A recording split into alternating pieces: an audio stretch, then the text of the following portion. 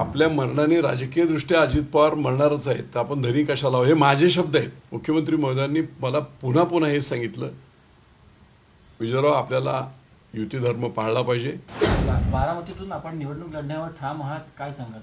नाही, आज सकाळी मुख्यमंत्री महोदयांनी मला बोलवलं होतं. तास सव्वा तास चर्चा चांगली एकदम झाली. मला जसं 2-3 दिवसापूर्वी मी त्यांना भेटलो होतो तसंच अगदी आकडेवारी सकट बारामती लोकसभा मतदारसंघामध्ये महायुतीची अजित पवारांची सीट कशी अडचणीत आहे याची आकडेवारी सकट मी त्यांना सांगितलं. आणि मी म्हटलं की अडचणीतली सीट आहे, जर इलेक्टिव्ह मेरिट हा जर प्रकार जर पाहिला जातो, एक एक सीट महत्त्वाची आहे, तर इथे ही अडचण होईल. आणि त्यामुळे आपल्याला माझी विनंती आहे की बाबा या बाबतीमध्ये तुम्ही मला परवानगी द्यावी. परंतु मुख्यमंत्री महोदयांनी अगदी क्लिअर कट, आणखी एक त्याच्यातला सगळ्यात महत्त्वाचा ट्विस्ट हा आला की मी बाहेर आल्यानंतर, मुख्यमंत्री महोदयांच्या चर्चेनंतर बाहेर आल्यानंतर, आपल्या मरणाने राजकीयदृष्ट्या अजित पवार मरणारच आहेत, तर आपण धनी कशाला हे माझे शब्द आहेत.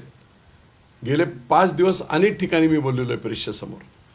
आणि काही कार्यकर्ते, काही नेते, लोकल भागातले नेते यांचं असं म्हणणं होतं की ठीक आहे, अशी अजित पवार हरणार आहेत तर आपण कशाला त्याच्यासाठी, असं बऱ्याच माझ्या हितचिंतकांनी मला सांगितलं होतं. हे माझं वाक्य मुख्यमंत्र्यांच्या तोंडी घातलं गेलं. मुख्यमंत्री असे म्हणाले, अजिबात तसं नाही. आज चर्चेमध्ये हा विषयच झाला नाही.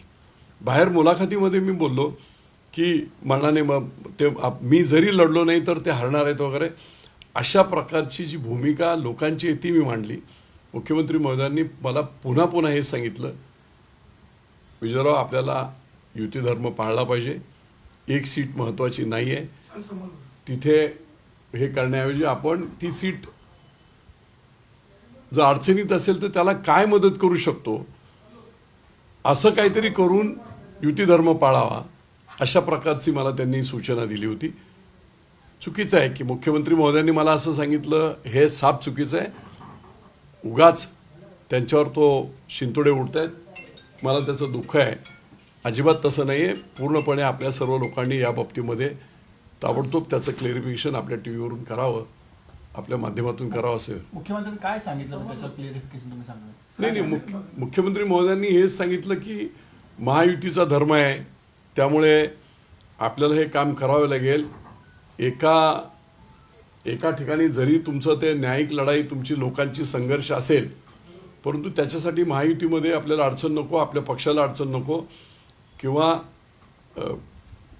शेवटी मी त्या सगळ्या इंटरव्ह्यूमध्ये सांगितलं 4 वेळा की मुख्यमंत्री महोदयांच्या शब्दाच्या बाहेर मी नाही, परंतु मला लगेच आत्ता काही निर्णय नाही घेता येत. मला लोकांशी चर्चा करेल मी. मतदारसंघातील काही प्रमुख नेते हे जे सगळे आज दिवस रात्र गेले 8-10 दिवस माझ्याशी संपर्कात आहेत, त्या सगळ्यांना विश्वासात घेऊन 2-4 दिवसानंतर परत मी येईल आणि मग त्याच्यानंतर आपण निर्णय घेऊ, एवढं क्लिअर कट सांगितलं होतं. त्यामुळे मुख्यमंत्र्यांना अशा प्रकारे विपर्यास झाला असं माझं मत आहे.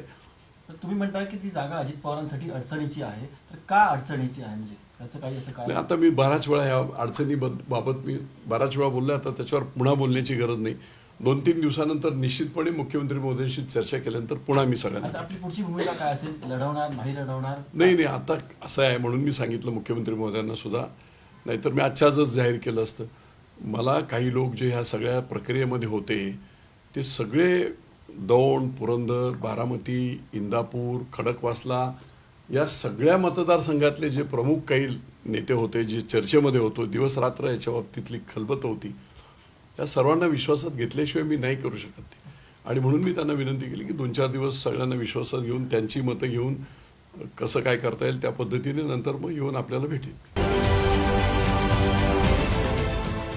देश विदेशातील प्रत्येक घडामोडींचे लाईव्ह अपडेट मिळवण्यासाठी आता साम टीव्हीच्या सर्व सोशल मीडिया प्लॅटफॉर्मला लाईक, फॉलो आणि सबस्क्राईब करा. तसंच सर्व नोटिफिकेशनसाठी बेल आयकॉन प्रेस करायला विसरू नका.